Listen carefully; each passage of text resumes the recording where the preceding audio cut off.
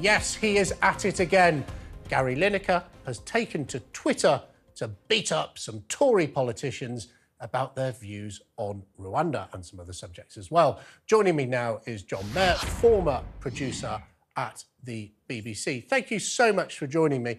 Is Gary Lineker more powerful than the BBC?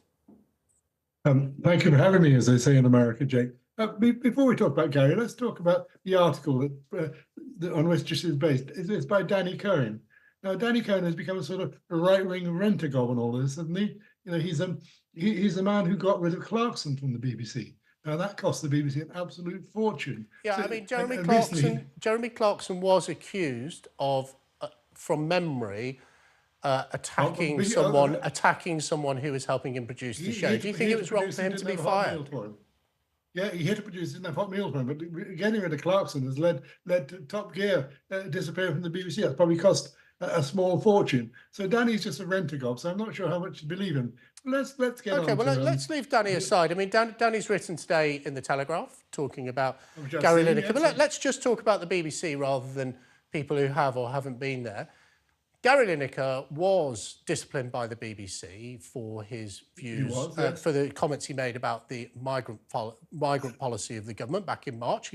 He said he compared the government to 1930s Germany. There was then the extraordinary situation where there was a sort of presenter strike across the footballing family. Gary Lineker was reinstated. New guidance was brought in, specifically telling him that he shouldn't tack individual politicians. The last 2 days, we see him having a go at the Defence Secretary, Grant Shapps, and a Member of Parliament for so, Jonathan Gullis. Nothing has happened. So I go back to my first question. Is Gary Lineker more powerful than the BBC? Are they unable to keep him in line on social media? Gary Lineker, the football presenter, have you actually read the new guidance on social media? I mean, he is within that guidance, if you read it, which is set up as a result of the March infraction. So he's perfectly right to sign a letter with some other people, you know, Lord Danek. I'm not talking about the letter he signed. I'm talking about, I think he is right. I think he can sign the letter with 30 other individuals. I think that is within the guidance. But my reading of the guidance says that to then take the next step of going on social media, singling out individuals rather than policies to attack them. So, for example, about the Defence Secretary, he said, you have used multiple aliases in terms, I'm going to call you four Shapps. That's nothing to do with policy. That's just an attack on the individual. Surely that can't be within the guidance. I think he was stupid to do that. He was badly advised by his agent, whoever. So he was stupid, but therefore, why has the BBC done nothing about it? Well, if I were Tim Davie, I'd call him in and kick him around the room about that, not about signing a letter.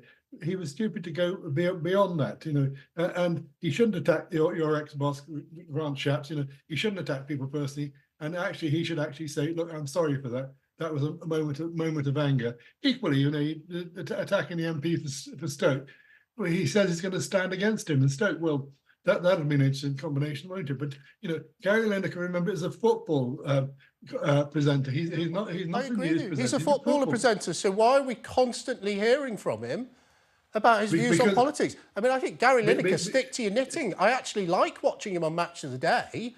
I don't want to hear from him necessarily on politics, unless he wants to start presenting Newsnight and start, you know, being a political presenter. He doesn't want to ruin his career by presenting Newsnight, does he? I don't think he can afford the pay cut. I don't think they're going to pay a Newsnight presenter over £1.3 million a year of licence fee payers' money. The right-wing media, including you, are in a total lather about Gary Lineker. You're like hyenas looking for a target. You know, Gary happens to be the back of the pack at the moment. All of the right-wing papers, any time they get a chance, they take Gary and they take him as a substitute for attacking the BBC. Why don't you just go full on to the BBC and say, actually, we don't like the BBC? Sorry, John, that's nothing to do with it. No one has targeted Gary Lineker. He has taken to his social media account to engage on an individual bit, not even about the policy, to call MPs thick, to attack MPs for having used a pseudonym to write a book. No one's targeted him. He has put himself in this position, in my view, in breach of the new BBC guidelines, And it sounds like, from what you're saying, absolutely nothing is going to happen to him. So he is more powerful than the BBC. He is more powerful than the BBC. They can do nothing about it. Jake, I'm not Tim Davie, but he was unwise to do this. He should apologise for attacking individuals.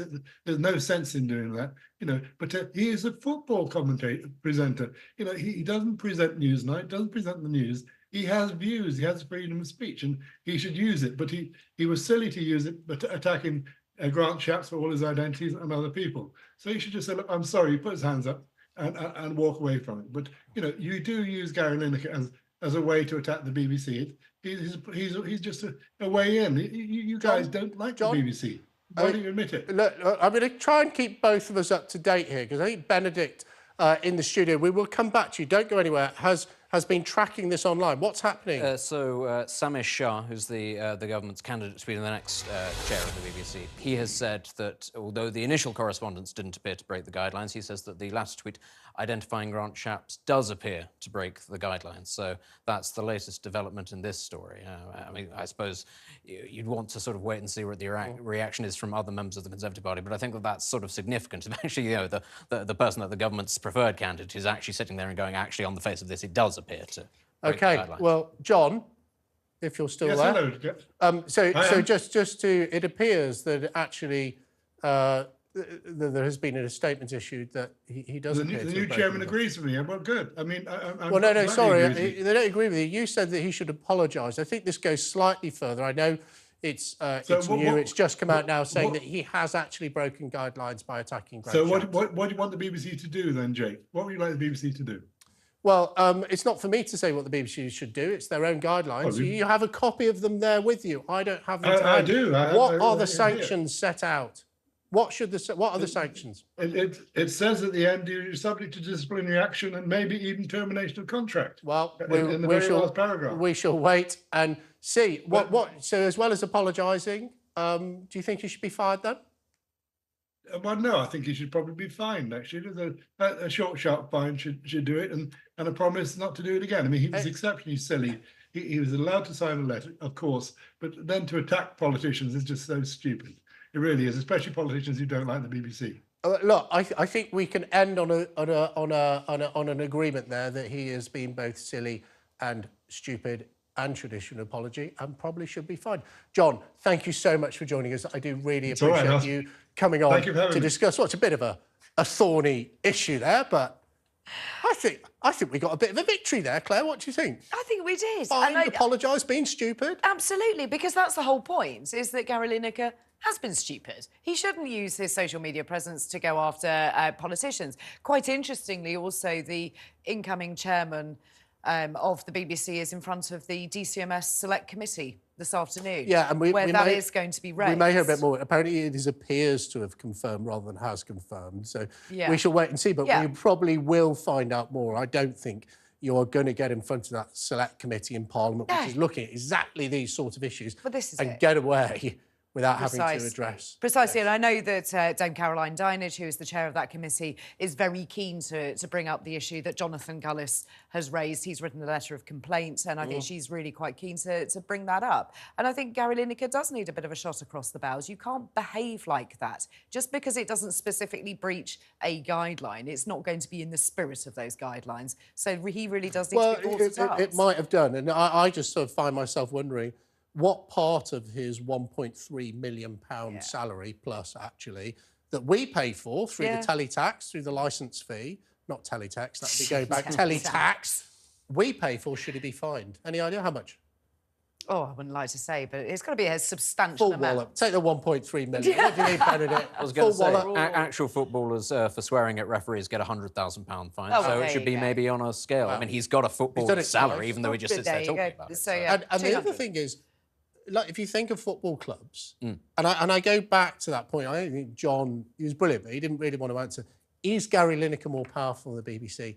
I think we've got to basically say yes. Because he had a battle with them and he won. Now, what club manager, Alex Ferguson, in his glory days, it pains me as a Liverpool fan, pains me to say that, but there were some glory days, at least for Manchester United. In his glory, he wouldn't have, for a moment, in a football dressing room, have allowed the players to usurp the manager, the authority of the manager. In fact, that's why he kicked Beckham out of the team. I was going to say, Roy Keane, Jaap Stam, lots of fantastic players that had their careers at Manchester United curtailed because they got too big, in his opinion. I mean, I find it very tricky. When you say, is he more powerful than the BBC, that's the situation that the BBC have got themselves into.